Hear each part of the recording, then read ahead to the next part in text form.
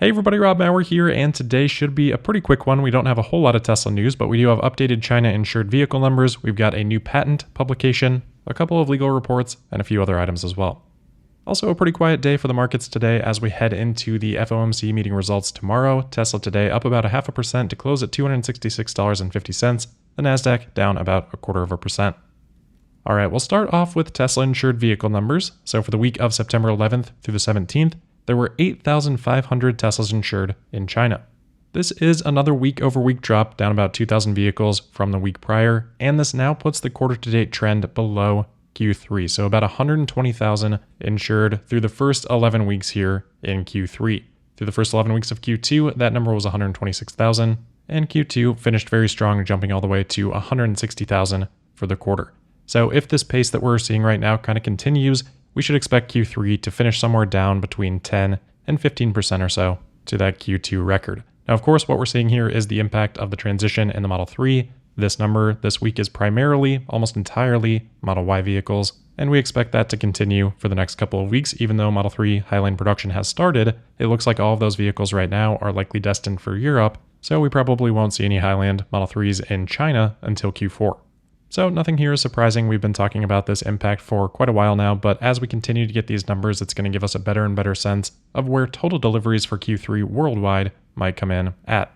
Now, kind of relevant to that point, I did get a comment yesterday that got a few likes, so probably worth addressing here. It says, very unhappy that Tesla Daily does not report on the complete stop of production of Model Y vehicles in Texas. Joe Tagmeyers reported that production ceased 2 weeks ago and would not restart for another week or 10 days. How can Tesla Daily report this happy talk of 5 million vehicles, and as of now, production in Texas has halted? So I did talk about these reports in a couple of other episodes. We talked about the new production equipment that Joe had spotted coming into Giga Texas. We also talked about the removal of the 4680 Model Y from the design studio, which is of course made in Texas, but maybe I could have been a little bit more explicit or given a more recent update on the situation, which is that things do still seem to be slow or paused at Giga Texas right now. I don't think it's at all relevant to contrast that versus Tesla hitting a 5 million vehicle production milestone though.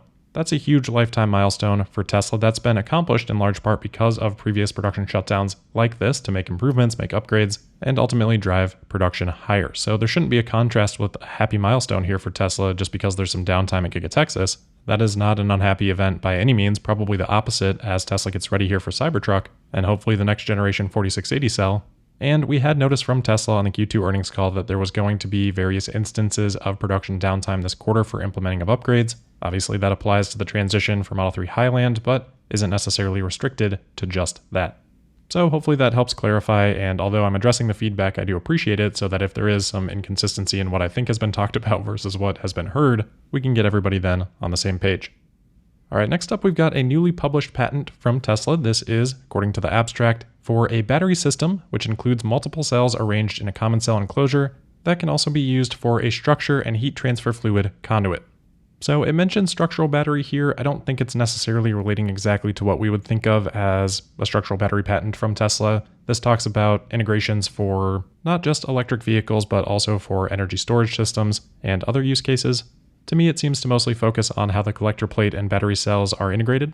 But beyond that, probably outside of my technical knowledge. However, the patent number is 11764432 if you do want to look that up from the USPTO.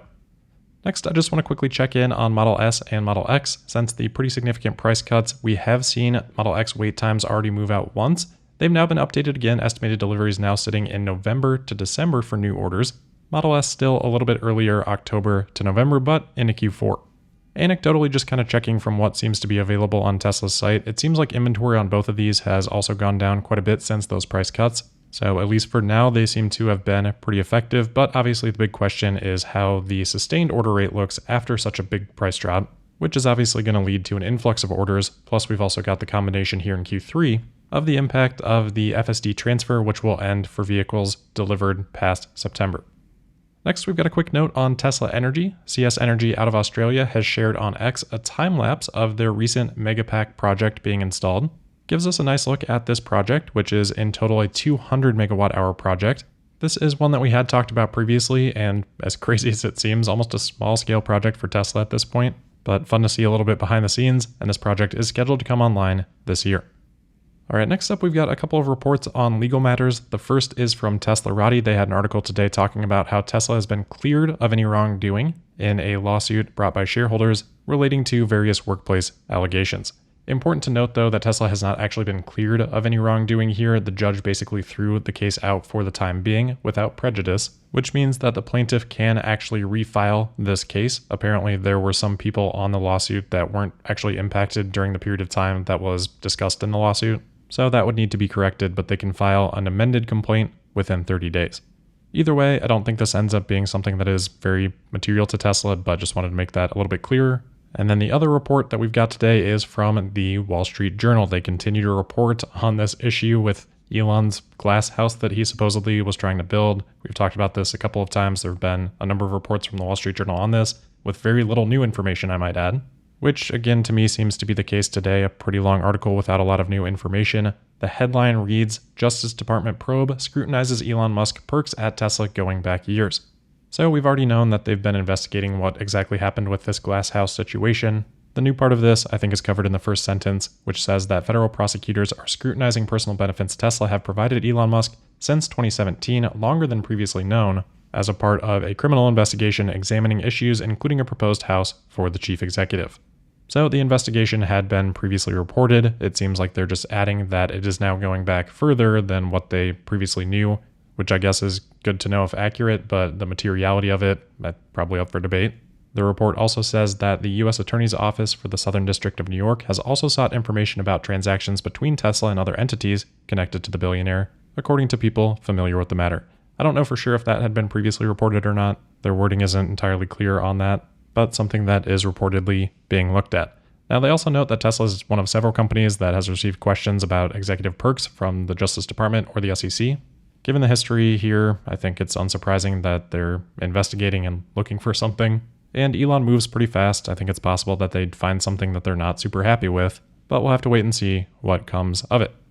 All right, last couple of things for today. A couple of reports of Toyota showing off a prototype for new gigacasting equipment, which would allow them to cast a rear or front third of a car, similarly to Tesla. This isn't the first time we've heard about these plans for Toyota. They have talked about gigacasting before for a new EV scheduled for 2026, so still probably a ways out, and obviously Toyota timelines may not come to fruition in that way, but something that they are working on. And then just a quick check-in on the ongoing UAW strike. It had previously been reported that some members of the Biden administration were going to be heading to Detroit to kind of assist with these negotiations. Just seems a little bit odd, but CNBC reporting today that that visit not actually happening, though if you read the article, it actually says that it is still happening, but just happening over Zoom instead. Anyway, as the negotiations are ongoing, it looks like they are setting up for additional strikes happening on Friday if no agreement is met by then. It's also kind of interesting that unions in Canada for these three automakers are also having negotiations right now. Looked like they were scheduled to strike yesterday.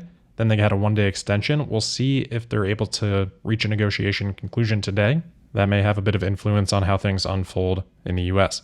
And then lastly for today, Neuralink has announced that they are opening recruitment for their first in-human clinical trials, noting that if you have quadriplegia due to cervical spinal cord injury or ALS, you may qualify. So if you know someone that may qualify for that, you can find the patient registry at Neuralink.com. All right, that'll wrap it up for today. So as always, thank you for listening. Make sure you're subscribed and signed up for notifications. You can also find me on X at Tesla Podcast. And we'll see you tomorrow for the Wednesday, September 20th episode of Tesla Daily. Thank you.